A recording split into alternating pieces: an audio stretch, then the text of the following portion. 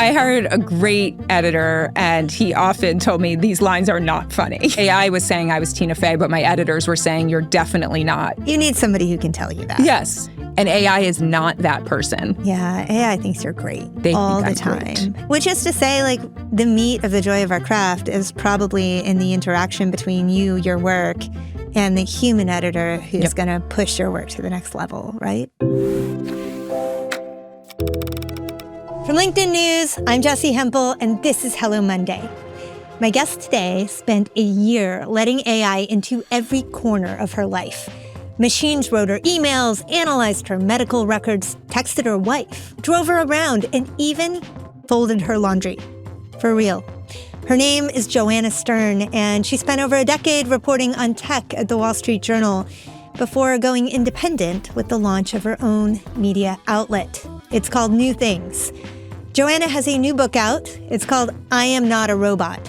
She chronicles her year-long experiment with AI, and not surprisingly, she found some of it works, some of it really doesn't, and some of it needs guardrails. Here's Joanna Stern. It is wonderful to have you, and I so enjoyed your book. Thank you for reading it. I Am Not a Robot. And I felt like it was sort of presumptuous of you to feel like you needed to put that in the title. Just to be sure, guys, I want you to know I am not a robot. What did the book set out to do? It set out to prove I'm not a robot. Though right now I'm still questioning my decision or my outcome if I am a robot. The reason I went out and set out to do this was that way long ago, 2024, 2023, the time of the dinosaurs, tech executives were just waxing on constantly about how AI was going to change our lives. And 2024, I mean, they've been waxing on about that since I started covering tech in 2003. You're right. They've been saying tech is going to change our lives, but this really AI is going to change everything. Yeah. AI is going to change everything. And I wanted to just really understand specifically what was everything. There were these big quotes about AI is on par with an invention of fire. Yeah. I mean, this was a real thing. This is like Sundar Pichai said. There was AI is going to change medical and healthcare forever. We are going to cure cancer with AI. We are going to change our education systems, all of these parts of life. And I wanted to just break that down and really, for the normal person, what does this mean? It has been nothing but whiplash in headlines for people working inside and outside of tech as we try to grasp, well, how is it changing our own lives? So you set out to do that. You decided to spend a whole year. And what were the parameters of your year? So my parameters were, and I know you've followed my work, Jessi, but for those who haven't, my career in tech has been testing tech. Sure. That I will cover the companies, and of course I talk to many executives at these companies, but a lot of what I do is actually testing the technology once it's ready for consumers, once it's sometimes not ready for consumers, even though they say it is ready. And so I wanted to bring that approach to this book, and I said I was going to try to test as much AI in my life as possible for the year. And so that was one of my big rules, always be testing. But I also had to set parameters around that because if I had AI in some parts of my life take over everything, I realized I was going to end up divorced, jobless, and not a functioning member of society because some of these tools are just not ready for consumers. Yeah. So I set that up very clearly in the beginning of this book as that is the experiment that almost in the title is doing a lot of work, right? It's to do almost everything. And in some cases, like for instance, I would have loved to just test self-driving cars all year. Only for the whole year, I only was going to be in a self-driving car. I would love to do that. Maybe I can, that's the next book I sell. But I live in New Jersey. We live in New York, or we're taping this right now in New York. We don't have self-driving cars here. So I couldn't do that. So I had to really kind of map out the year of how I was going to test all this stuff and also keep some things going, some experiments going throughout the year. Yeah. And in order to really understand what that meant for you, I feel like our listeners need to understand a little about, this isn't just a book about you, this is a book about your family, about who you are and who you live with. You, like me, have a fabulous wife at home who is extraordinarily patient and willing to allow you to write about her. Yes. And again, like me, you have two children who are, I think, kind of close to the same ages. Your boys are, what, 8 and 4? Yes. Yes. At the time, 3 and 7, but yeah. And your whole family was game for this, right? They were. Yeah. I mean, they got there. They got there. And I did not set out for this to be a story about my family. But what ended up happening was, as I started testing more and falling into this year and designing more, I was like, wow, a lot of this has to come home with me.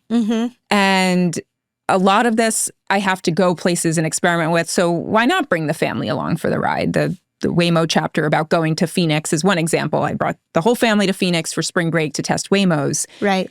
And what ended up happening was a theme in the book that I think is really, really critical to as we're approaching AI right now is looking at the next generation's future with this type of technology. Right. And you said in the beginning, we don't really know the time frame, but we assume that during our kids' lifetimes, we are going to see a lot of what's being talked about right now become a reality. Right, in one form or another.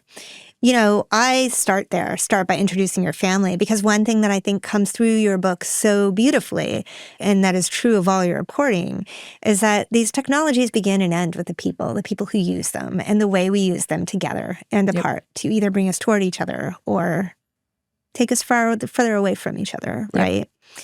I want to ask you, what surprised you most in terms of working well and being ready for us as you tried all of these, from everything from medicine to communications tools to the hamster? For the hamster. Well, that was the interesting thing too about writing this throughout the year, because so many things were improving so rapidly. So something wouldn't be ready, and then maybe a few months later, a model would improve and things would get better. Funny, the hamster as an example, I have this piece where I talk about getting very angry at an image generator because I keep saying, generate an image of a family of 5 hamsters, right? My younger son, we tell these nighttime stories about hamsters and thought, okay, it'll be fun. I'll make this image. It was when ChatGPT image generator was getting a lot better. And I kept saying 5 hamsters. And it kept saying, no, this is an image of 5 hamsters, but it was actually 6. And I just started cursing at it because I kept saying no. Can I curse on your part? Yeah, let us have it. Yeah, I mean, the name of the chapter is 5 fucking hamsters, right? Because I kept saying, no, I want 5 fucking hamsters. And there's no, look, they're, it's here. And it's like, no, it was clearly 6 hamsters. Like, why don't you understand? So, and that got better. Like, we could do the hamster test now, and it probably would get it right. Right. There are 2 big groups, though, I think, of what is ready for us or has gotten considerably better, and then stuff that is just not ready. One, and you guys talk about it a lot, I'm sure, here, and we all know about the generative AI and the large language models that are underpinning pretty much everything now, right? So you search anything, you're likely using a large language model underneath in some ways. So that feels sometimes it makes mistakes, and I talk a lot about it in the book, but that is touching everyone's lives at this point, right? Yeah. Whether you like it or not, when you're searching Google, you're getting that. Whether you're searching a food ordering app or whatever it is, these companies have started to integrate that everywhere. Yeah. One of the areas, though, that I would say was just completely unready was this world of humanoid robots. Mm-hmm. And I found that out really quickly, but still really stuck with the reporting journey through the year because I kept saying, oh, maybe it's going to get better in a few months. Maybe it's going to get better in a few months. It's going to be a number of years before that gets better. Talk to me about that, because I really love the idea of a robot doing the laundry in my home. My wife won't let me near the laundry because I do such a terrible job at it. Interesting. But here's the thing, Joanna. That means we have a lot of laundry. And if we could just bring in a robot helper to fold it for us at a pace that is, I don't know, a little bit faster than a minute a shirt, that would be a good thing. And that was why it was the dream when I actually told my wife, I was like, we are getting a laundry folding robot this summer. Right? And she was thrilled. And then it came and she was not thrilled because it took up most of our basement, and it was very slow to fold the laundry, and was also hooked up to a pretty large laptop and running a very custom model, and was not ready for... And probably very expensive when you considered the compute power and the energy drain. Actually... not, because this was a local model running, which is probably how some of these are going to operate. Sure. But it was very far from ready. And look, there are lots of companies, this happened to be from a startup, but there are lots of companies working on to solve this problem, the laundry problem, which is actually a very hard problem to solve for the reason that cloth is very hard for robots to manipulate. And cloth is very hard for robots to see. Because when you drop a shirt on the table, it always lands a bit differently. This specific laundry bot could only fold T-shirts. That was another problem. It's just another severe limitation. Okay, so another thing that I am interested in hearing you think about is there was a lot in your book about interfacing with doctors and dentists. Mm-hmm. And as I was reading it, I was thinking, well, how much did you think about the services and the kind of data that you were giving them as you interfaced with this technology? The chapters on healthcare are sort of split between the AI I was inviting into my life, and I was testing on my own and uploading my test results, my blood test results to Notebook LM, or I was asking ChatGPT about every illness happening in the house, whether it was my kids, me, or the dog. So there's that. There's the invitation part. But then there's the what I call the invasion part, where I go to the doctor or I go to the dentist and AI is being used to interpret scans or results. And I focused quite a bit on when you go to the doctor because I thought that was really interesting, and we're pretty far along now. Specifically, there's a chapter about breast ultrasound and mammograms and how they're using AI in radiology there to read results and see things that the human eye can't see. Yeah.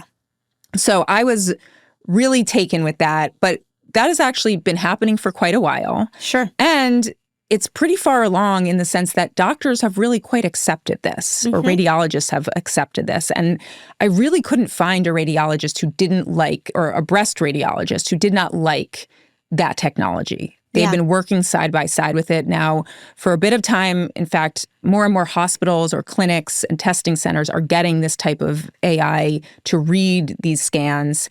And so I really wanted to dig into that. And you're talking a little bit about the dentist, too. Turns out they have a similar technology at the dentist, but I did not find the same result. Yes. I did not find as promising, futuristic, everything is going to be great once we have AI at the dentist. Well, so the dentist story is interesting because it evoked for me the way that I sort of blindly trust. Yeah. That your discovery was essentially that the AI was just basically going to put a lot of money in the dentist's pocket without necessarily fixing any problems that it hadn't invented on its own. That it was largely upselling me on treatment. Yeah. And fundamentally, the technology is similar in the dentist and the breast chapter. The image, to just describe sort of the models, these images, and it's not large models, but they're based on specific images of x-rays of teeth or breast mammograms or ultrasounds, where they've created a model where they can see this is a cavity or this is a tumor, and now the model has been trained to recognize those things. Yep. And because there's so many, many scans, millions and millions of scans and imagery, it's able to spot patterns that humans might not have been able to spot. Yep. So that's kind of the technology across the board. But when you're looking for cancer, that can be a great thing. Hugely. But if you're looking for, a very small cancer, but if you're looking for a very small cavity or tartar buildup, right, is that a great thing? Do you want the dentist to be telling you have this tiny cavity, you should get rid of it? It's a much broader question. Yeah. What is the impact of having it? How does it hit your wallet? And those are the kinds of questions that businesses are incentivized to answer differently than consumers. Exactly. But where I kind of wanted to poke in was when I asked ChatGPT recently about what I anticipated was a sinus infection that my daughter had, I gave ChatGPT a whole lot of health information about my daughter. And only later did actually a cousin ask me, well, did you ever think about whether ChatGPT is selling that information out the back end to an advertiser who may decide that you don't get healthcare in the future because of your daughter's sinus issue? I am very clear, and I hope people take that away from those chapters, that I did a lot of work actually to strip out personal info.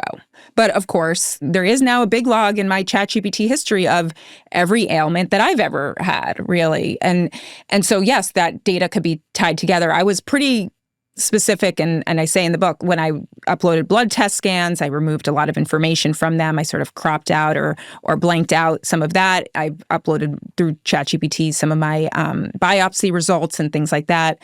But it's absolutely a big question. And now we are seeing OpenAI, Microsoft, and others push these medical tools. Yeah. Amazon as well, where they are encouraging you to come and get that medical advice. Yeah.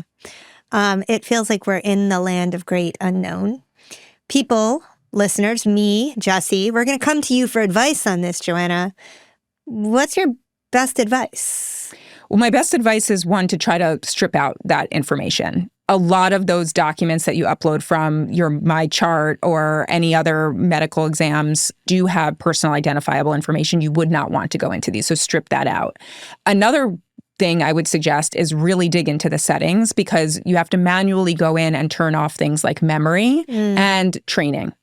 And so you have to go in and tell these systems, I do not want you to remember and I do not want you to train. So they're fairly easy settings to find, but you want to go find them. So know your settings.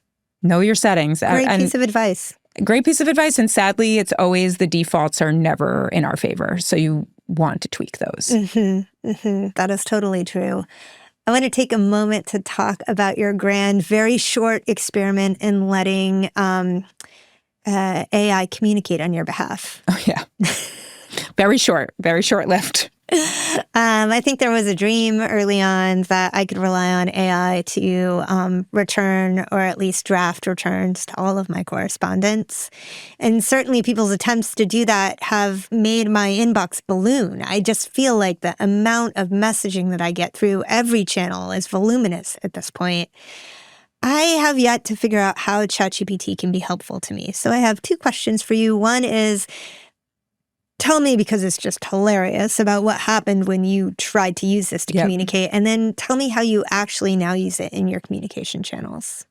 I did challenge myself early in the year to use AI to respond to all communications. I said, this is the week, I'm going to do it. I'm going to see where we're at with it. And so Gmail made that easy, right? They have the suggested AI replies. Yeah. The issue is that they were pretty terrible. And honestly, to this day, are still not great. I always check in on it. I still look at it. And in that case, this was the beginning of the year of 2025, but it still happens when I look at Gmail sometimes. My mom emails me, and it will suggest that I write back to my mom with her first name.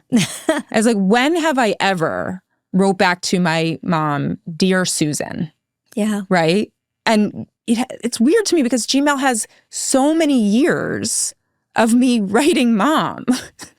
But it's just looking at the email from before, and it's looking at the sender line, and it's trying to do that. Another example was Apple Intelligence has those suggested replies, and my wife had texted, come down and help for lunch, make the kids lunch, and it said, sorry, I have other plans. And I was like, okay, I'm going to send it. I said I was going to do this, but then, of course, I ran downstairs to help. So things have gotten better in some places on the replies, and certainly people have made, and I have messed around with making agents that can reply on your behalf and do all of these things. And yeah, like some of it did improve during the year, but I also just felt like this was a step way too far to just completely automate responding to important people in my life. So tell me how you actually use AI in managing your communications. Now I really use it to either streamline sort of more template type of emails, which you know and remember as a reporter, you have to sometimes send a lot of emails to a lot of different companies. So I use it that way. I often will find that I will write something that I think can either be toned down or it can be explicitly clearer. I'm not the best at just saying what I want to say, to sometimes, especially around negotiation for something. So I find myself often asking, please rewrite this to be a lot more direct. And I'm like, oh, that's a good way. But I write a lot of my own messages and emails. Yeah. I will say. Well, so you are moving with this book into a new role. You've been a journalist with the Wall Street Journal for the entire time I've known of you. And now you are becoming a business owner, a founder. Yeah. One thing that I'm curious about is where AI helps you to be able to do this. Are there things that you perhaps wouldn't have thought of that you can just have taken care of? At the end of the book, I talk about some of the motivation to leave the Wall Street Journal, and I talk about asking ChatGPT for advice for this. But and I say this in the book, one of the biggest motivating factors was the fact that I knew AI could speed up and make a lot of what I needed to do to start this business far more efficient. And that there was a place I could go and ask for questions and get not only answers, but a lot of tasks done. And so between Claude and ChatGPT, I have really spent the last 3-4 months building the basics of the business. And of course, I have hired a lot of humans, not to be clear. I have hired the real lawyers and the real insurance brokers, and I have 2 great editorial members of the team who work with me full time right now. But so much of the grunt work to get this business off the ground, even so much of the day-to-day stuff, like updating the website, coming up with forms and flow, I'm just outsourcing to Claude, or I'm outsourcing to other tools that are agentic tools that can take multi-step processes and just do it for me. Mm-hmm. And it really did give me the confidence to start the business. Okay, so I might say, well, Joanna, I mean, clearly you're a gadget person. Clearly you're a tech person. You've been doing this forever. How hard was it for you to learn to do some of this stuff? Some of it I've had to go digging around and read forums and figure out to do certain steps. But what has happened in the last 6 months is that it's just become so much easier to ask something like Claude Cowork or something like Claude Code, can you go do this for me? And the answer back is often, I've already done these things for you.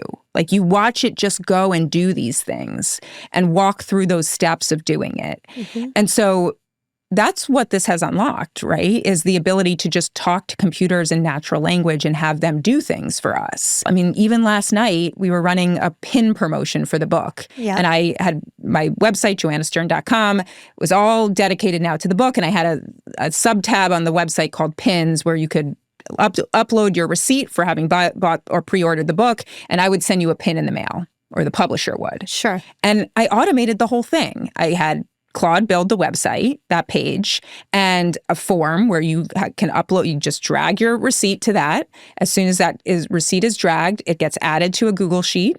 The Google Sheet populates with all the information, and after a certain amount, it emails the publisher that there's some more pin orders. I don't have to manage that. And you never even touch that or think about it. I don't think about it. Right. And I remember one of the marketing folks at the publisher saying, "Oh, what do we do this promotion? But you'll have to take it on." And I'm like, "Huh? I don't know how to run a promotion." And you're like, "Oh, well, just put it on your website." And I'm like, "They just have them email it." I'm like, "Okay." And then I just went in, asked Claude, and then it was there.